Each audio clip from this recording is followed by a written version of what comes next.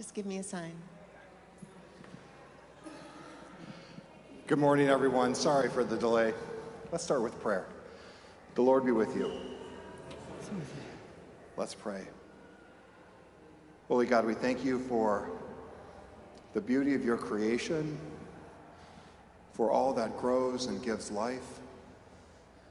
May we be faithful stewards of your resources, making sure to distribute to everyone the dignity each person is given. Give us courage and strength to care for all God's people. In your holy name we pray. Amen. Thank you. Thank you, everyone, for joining today, and welcome to this Food Justice Forum. I'm Lauren Counts. I'm a member of the Stirring the Waters Ministry, which is behind this forum today, as well as the Anti-Racism Task Force. And we're here to talk about food. Food is fundamental to our health, to our culture, and to our well-being. Yet, according to the Capital Area Food Bank, 1 out of 10 residents in the DC region is food insecure, and nearly 1/3 of them are children. And this hunger disproportionately affects communities of color. So we're here to learn about activities today in the community to try and address these issues, the food access issues in underserved neighborhoods in the DC area. So I'd like to introduce our speakers. Katy Chang is the founder of Eatsplace, a business incubator and accelerator with a focus on food, community development, and sustainability. Eatsplace provides business training programs for entrepreneurs and gives them use of a licensed commercial kitchen and retail space, as well as business support and mentorship. Eatsplace's mission is to provide loans and venture capital to farm and food entrepreneurs. And access to capital is one of the biggest concerns for small businesses. And Alison Powers, who is Director of Economic Opportunities at Capital Impact Partners, a national community development financial institution. She's also my colleague. Capital Impact invests in capital and commitment to help communities break barriers to success. And Alison works to create economic and wealth-building opportunities through equitable food systems, small business support, and cooperative development.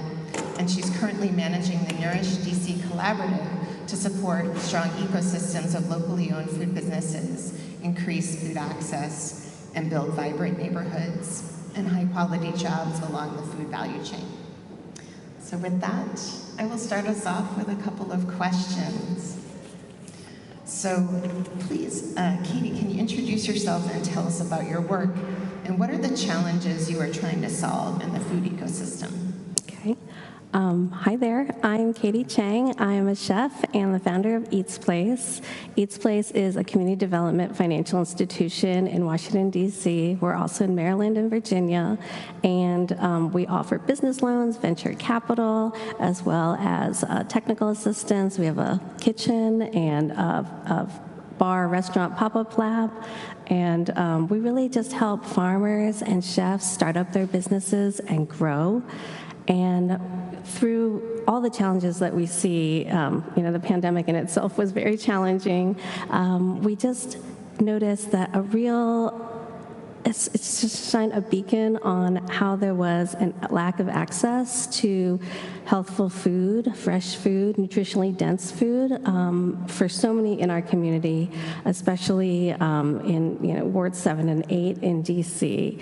And my parents were immigrants, and I'm DC born and raised, and it's just been so fascinating seeing all the changes that have happened in the city. And one of my big charges is to kind of hold the old DC in the light and make sure that people don't want to be left behind.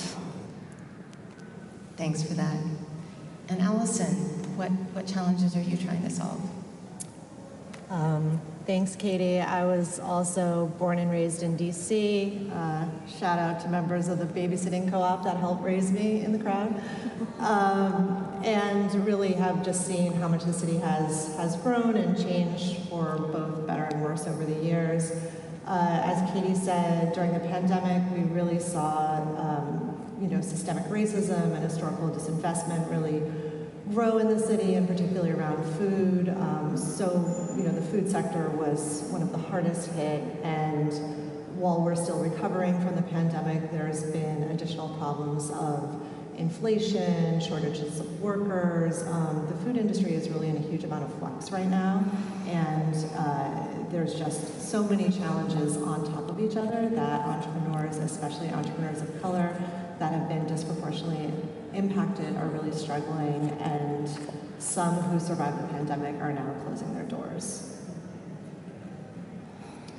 So what does food justice mean to you? And if you could tell us, any personal stories that motivate you in this work.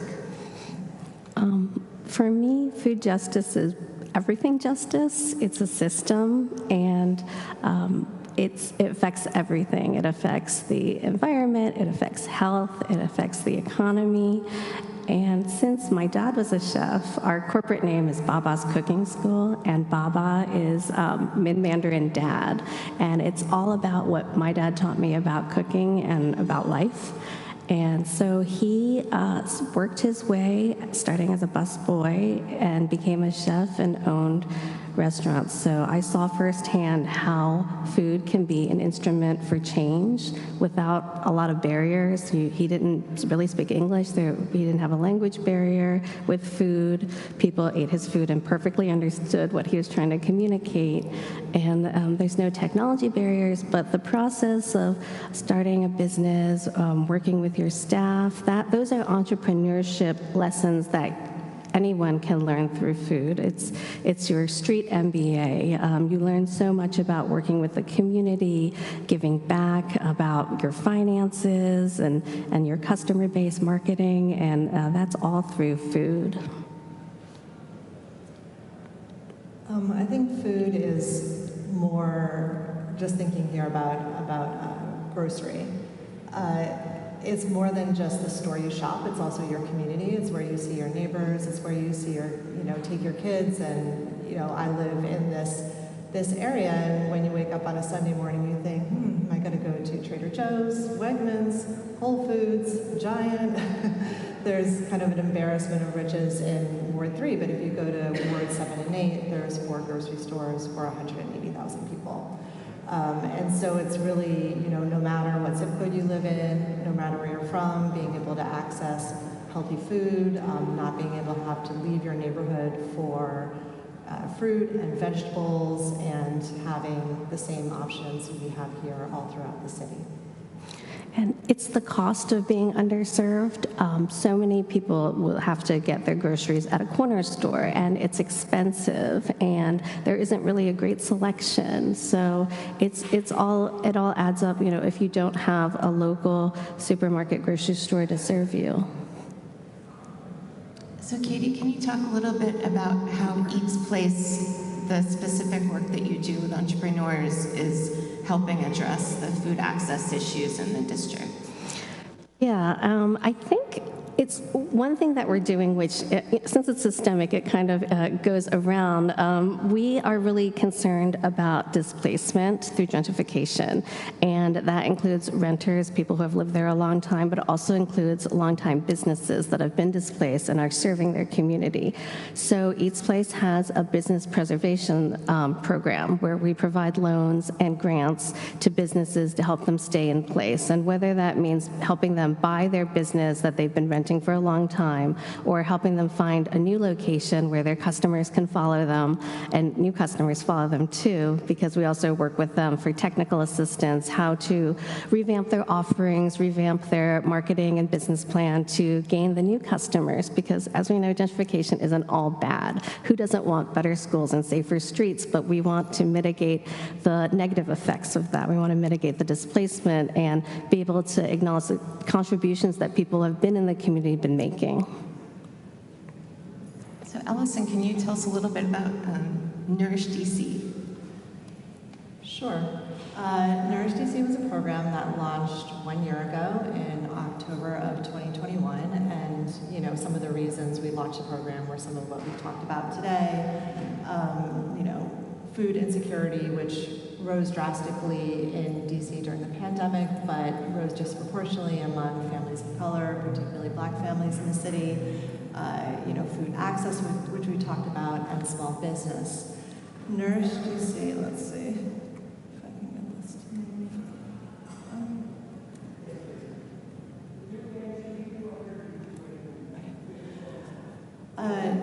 The goal of Nourish DC is to develop a robust ecosystem of locally owned food businesses in DC with a focus on entrepreneurs of color.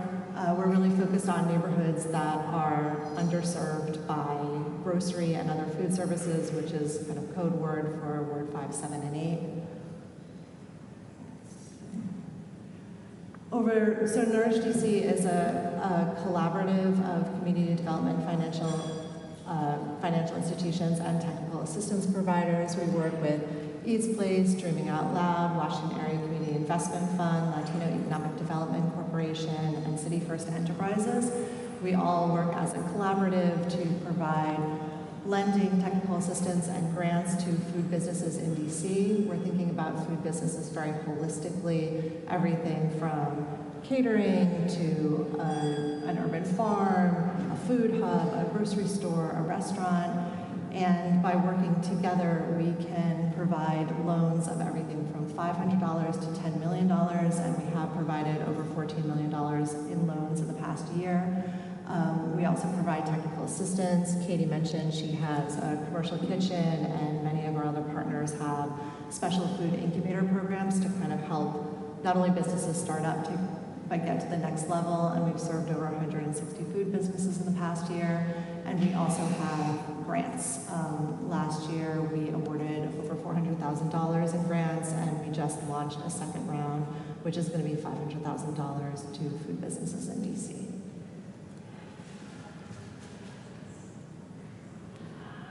Okay, so these are, just wanted to give you all some visuals on some of the folks we've served. To the left, you see Flavorture, which is a Ward 7-based business run by these two chefs, Pinky and Chef Mac, and they have been working out of a church like this one in the basement, and their business is really growing. They're planning to open a restaurant shortly, and they needed money for expansion and marketing, and they're very committed to hiring folks in Ward 7 and really committed to the growth of their community and serving health and also flavorful food. I would highly recommend them if you have an event. We use them for almost all of ours. So that's one example of someone who received a grant in 2021. In the middle is Three Part Harmony Farm. They're actually the largest urban farm in DC. They're in Ward 5 on land that is owned by Catholic University. And they're a small plot of land that is run incredibly efficiently, and they have a CSA for over 100 families in Ward 5. Almost all the folks that get food from the farm are in walking distance from the farm. And they applied for a grant for a hoop house in order to extend their growing season both earlier and later, so they're still growing food now. And they put that up about 2 months ago. And on the right, you see one of our partners, LEDC, has a Food Ventures Initiative. This is a group of entrepreneurs that are trying to get registered with the city, launch their food businesses this year. So our partners kind of take them through that process, and through Nourish DC, we support them getting incubator kitchen space to help test out their business and their products. So you can see this cohort right now that is looking to launch. I think that's the end. So, and that's just a slide about Katy. Yeah.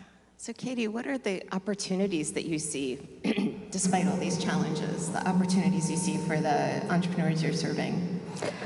There's so many opportunities. Whenever the economy takes a turn, people get creative, they hustle, they start thinking, what can we do? We've always wanted to start a business, and having that dream doesn't go away, it only gets stronger, and it's so important to be able to help people look beyond the 4 C's of credit, right? You want to look beyond people's credit score. You want to look at their other C's like character, their contribution to the community, all kinds of things like that. When you support a local business, it's part of that circular economy, and it'll support your community. And so there's always an opportunity for food to grow, and food is defined in so many broad ways.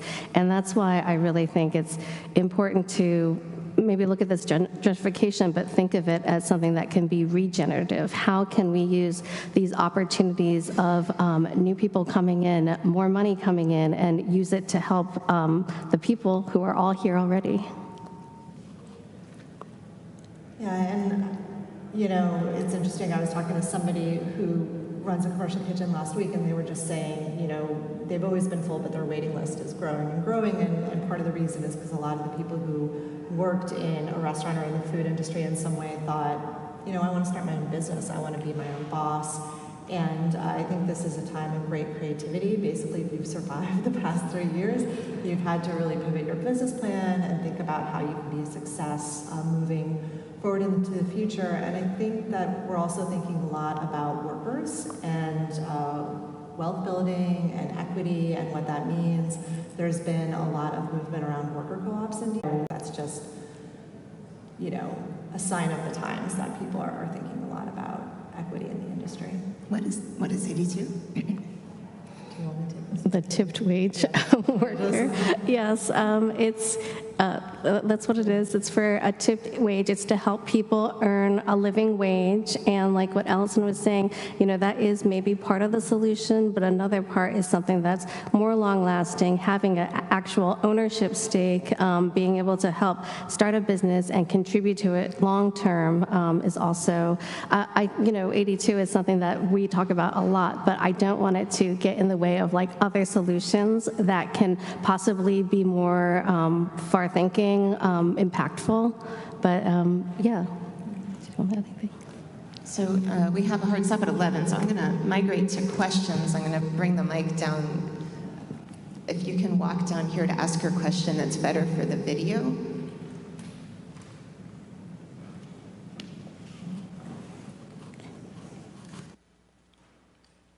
Okay, anyone who wants to ask a question, can you come up here, please?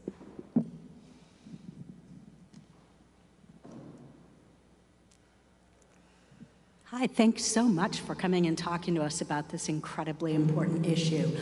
I'm not as familiar with the worker co-ops that you talked about, and I was wondering if you could tell us a little bit more about what they're forming around and how they work. I'm also interested, sort of as a secondary question, in hearing, you pointed out that we have an embarrassment for riches here in Ward 3, we have no food deserts up here.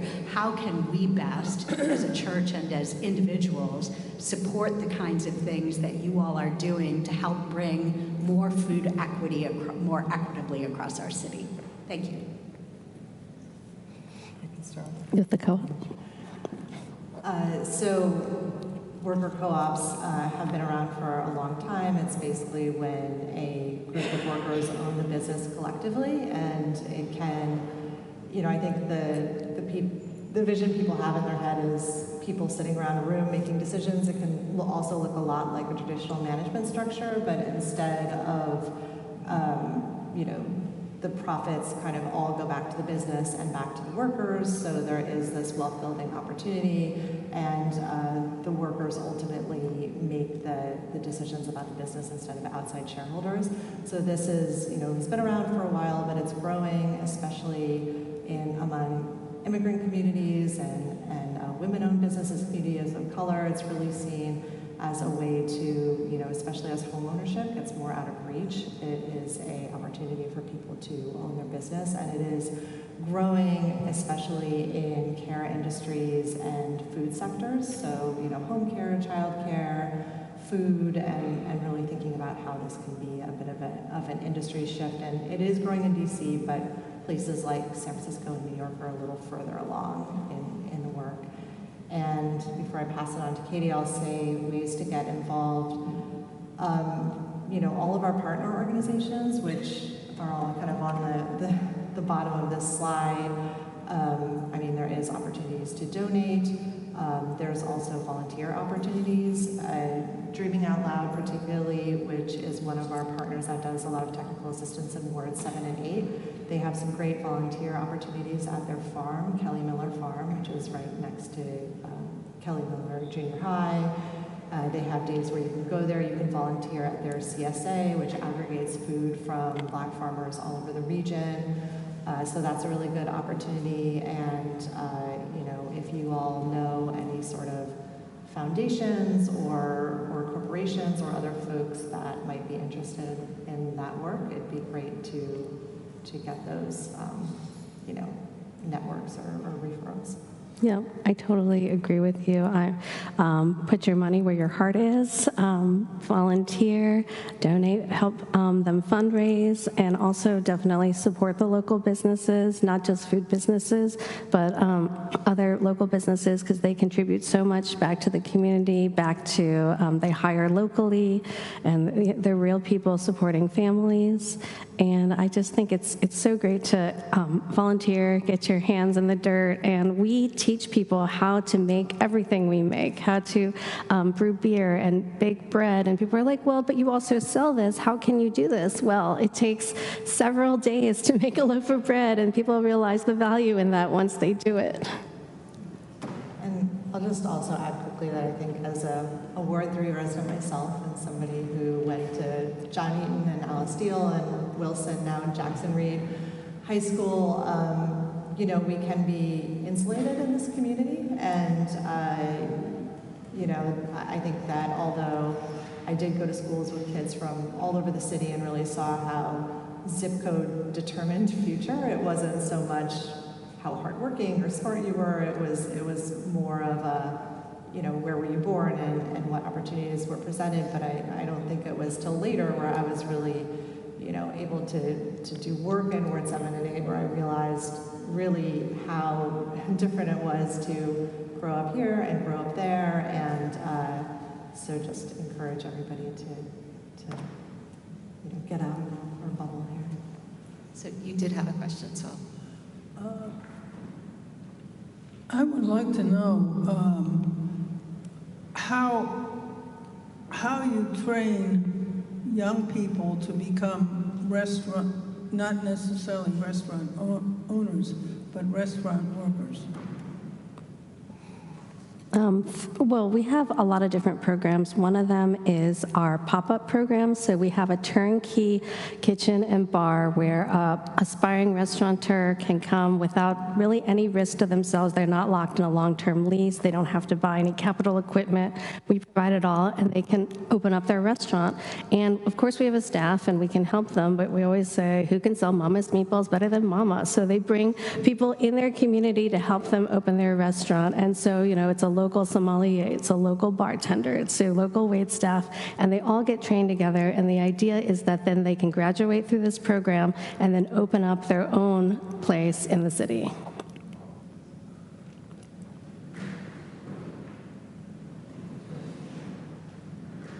This is probably very basic, but is there a common definition of food insecurity, and how is it measured? Take that. Oh, go ahead.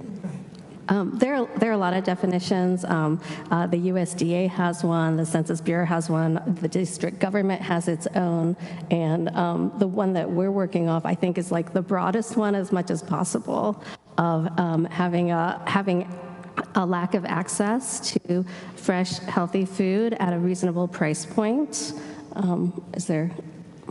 Yeah, I mean, I would say if you want to get granular, if you Google supermarket tax incentives, DC, you'll see that the way the district, the map of the district, and there'll be blue areas, which are, you know, the district defines as having low access to grocery and other food districts. And, you know, spoiler alert, it's all of Ward 7 and 8 and most of Ward 5, and then pockets of other wards. But you can kind of see the map, and then you can also type in addresses to see if an address is in one of these areas.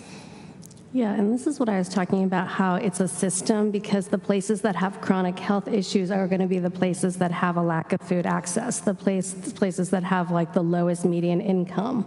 It's all related.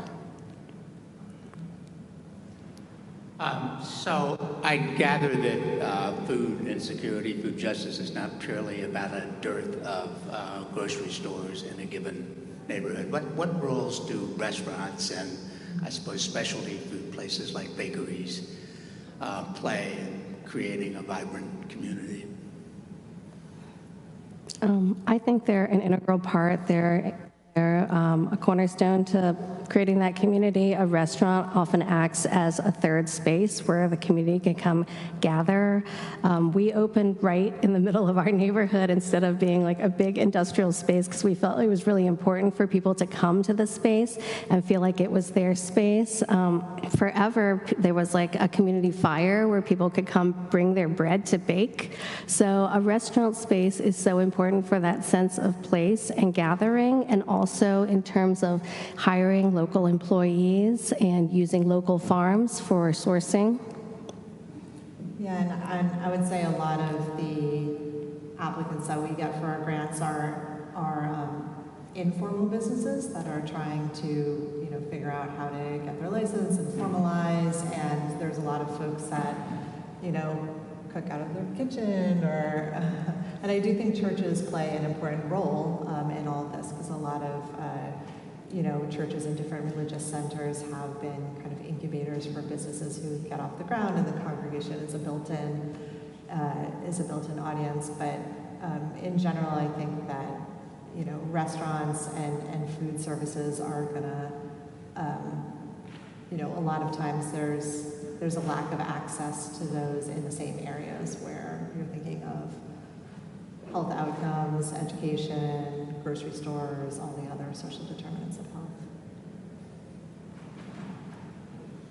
This is like way down on the list of like holistic things, I understand, but is it your sense on 82 that voting for it on balance helps issues of equity, or does not, or is not going to matter one way or the other? Thanks. I'm officially not supposed to have a stance on 82, but I do believe that every bit helps. You don't want to say, I don't want to be equitable in this respect because we're doing this. I think every little bit helps in equity. It is helpful towards it. Yes. Are the big supermarkets not a key toward food equity in 7 and 8 because they're pricing out of the reach of customers? What role does drawing supermarkets into 7 and 8 help the problem, not solve the problem?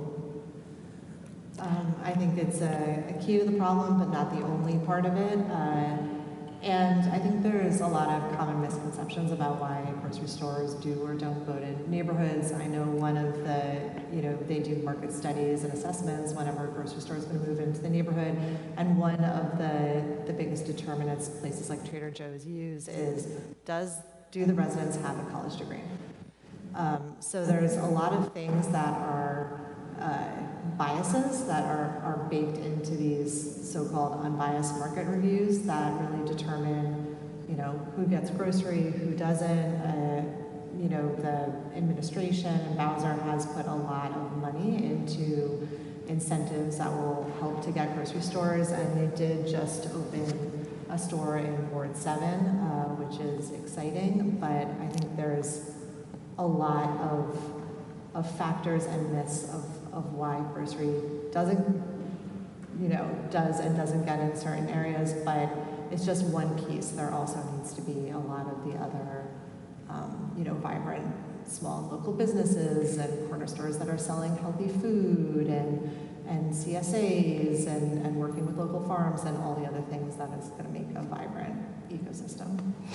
And a local food operator might not use that criteria, which is why I think it's important to support local entrepreneurs. They would know maybe like this place would be a wonderful place for a grocery store. There's a need there, and the market would be amazing.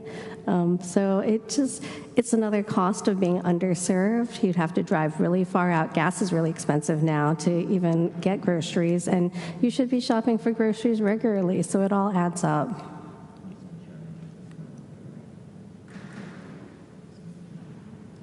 If you could speak to the jobs aspect of the food economy.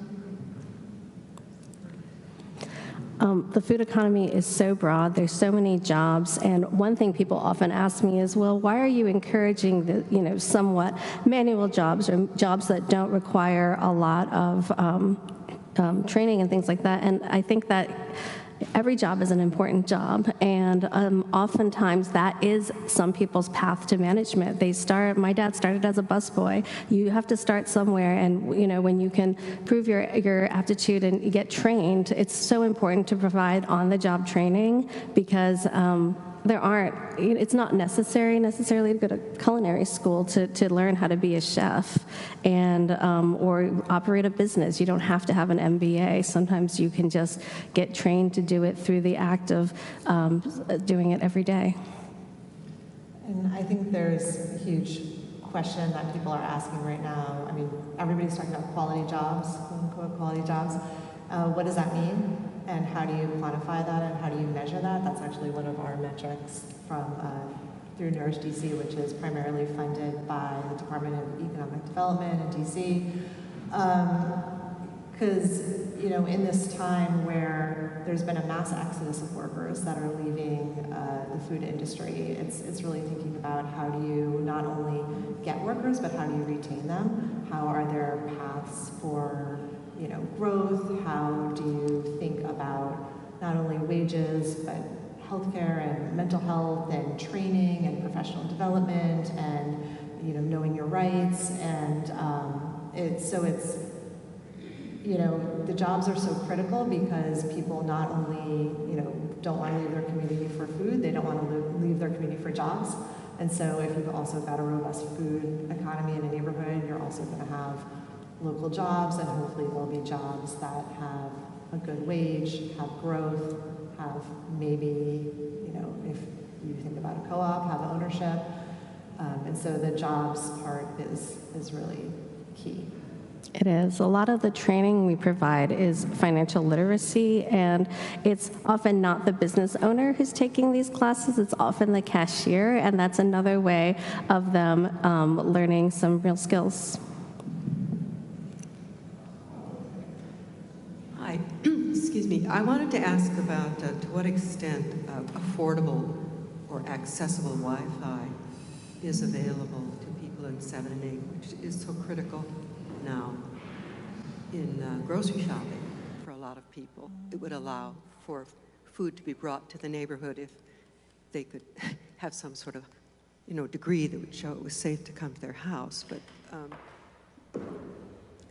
so that's what I'm asking, what's being done about that to give people affordable Wi-Fi, which to me is a sign of wealth building, helps build wealth. I know the city is doing a lot of property ownership programs, both residential and commercial. And then a lot of the organizations there help businesses build wealth. We also have our business preservation program at Eatsplace.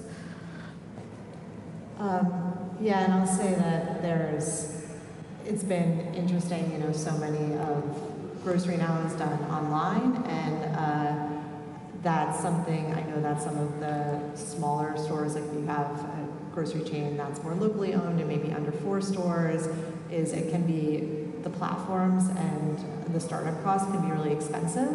And so, and then you've also got to think of, do folks in the community, are they going to shop online? Is that going to be a good option for me? So I think it's something that people are wrestling with a lot right now, and something that the big corporations have an advantage in to set up.